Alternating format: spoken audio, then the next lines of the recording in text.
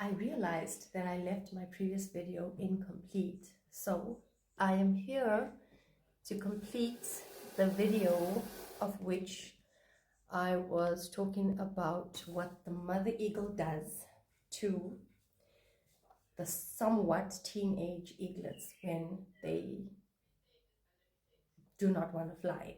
Because what happens with human beings as well, we raise our kids, we cocoon them, we protect them so much that they no longer want to leave home.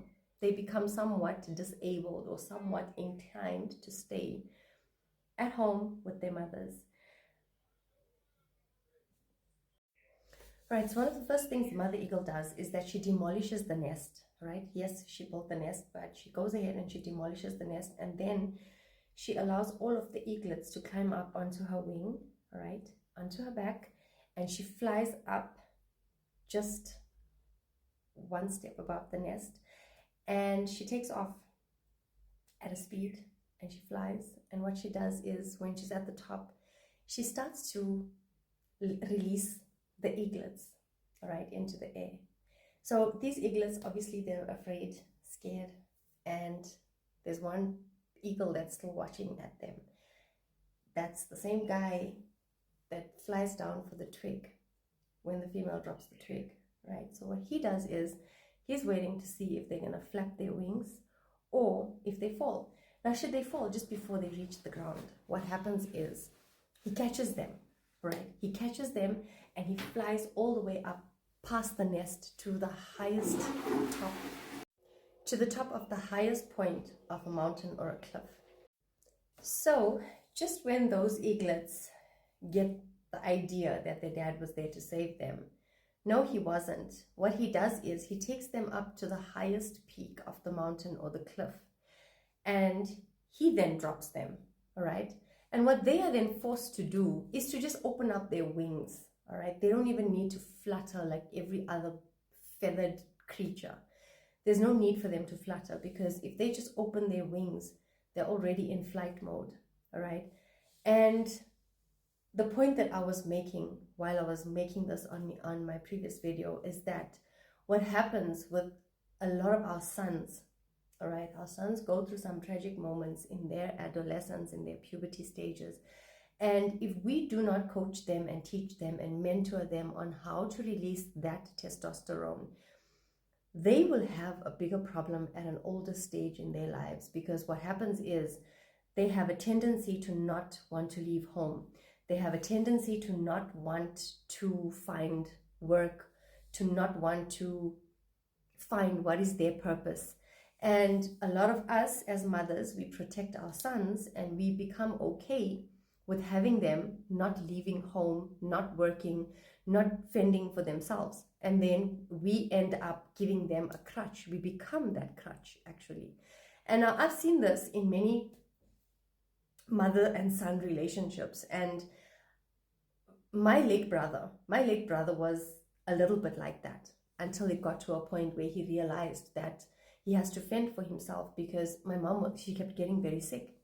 And then he could see that, you know what, my mom's not going to cope with him, even though my dad was not around. So what he then did was he went out and he found himself something to do. You know, he found a job and he started working and he started fending for himself. The point that I'm making is that he found his life, or he started his life at a very late stage in his life, because he always thought that my mom would be around for him. And until he learned otherwise, he was stuck. He was stagnant in that position. And I like to refer to the eagle mentality, because in the Bible, it teaches us in a lot of the Christian songs or the worship songs that we sing. One of them I remember is that God says, abide in me, come live in me, and come live in me, and I will rise on eagle's wings. That song, On Eagle's Wings, God refers to himself as an eagle, all right? And he says he will always have you, or you will always be under his wing or on his wing. Either way, he refers to himself as an eagle. And he refers to us as human beings as sheep. Do you my friends, my audience, do you have any idea how dumb a sheep really is?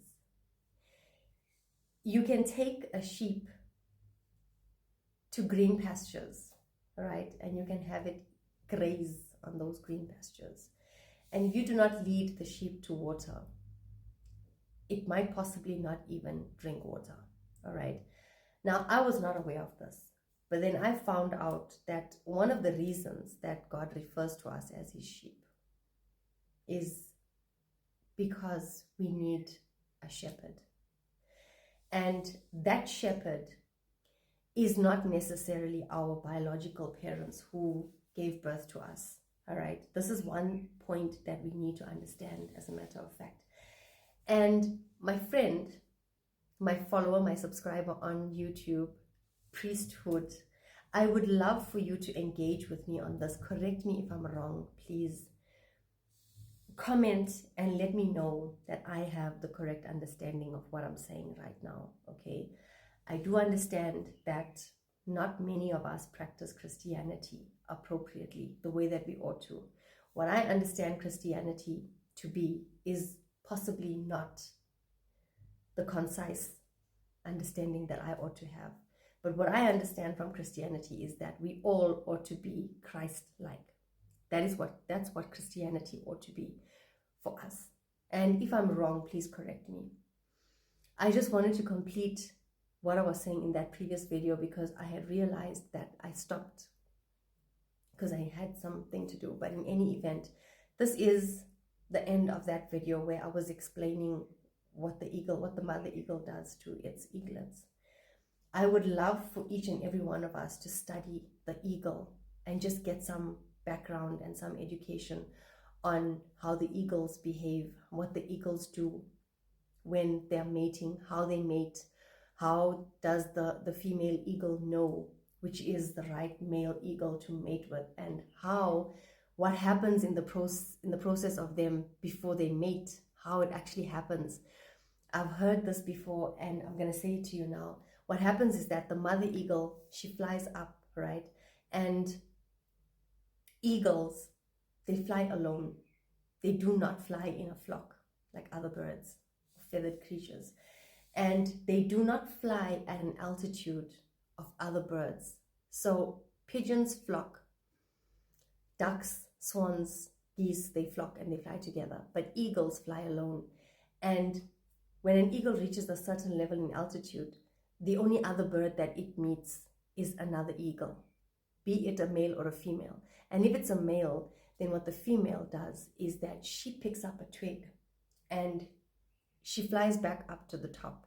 And when she gets to the top and she meets the male at the top, what she does is she drops the twig, all right? And if he wants to mate with her, what he's going to do is he's going to go down and fetch the twig that she had dropped. And apparently they do this it can take a day or two that they do this process of she picks up a twig and she drops it and he goes down and he fetches it, right? And this is what a lot of relationships ought to be like, because eagles test their mate. They don't just mate. And I think for me, this was an eye-opener because I didn't simply test the person that I was going to marry or the person that I would be with. And from what I've learned from this, it's so detrimental, because if I had known this that I know right now, it would have been different for me. It would have just been different. And I'm just saying there's a possibility that I did not know this at that point, because it is meant to be the way that it is right now, of which I have accepted the way that it is, and I'm okay with that. However, I'm going to continue speaking about eagles for some time, so please stay tuned. Thank you.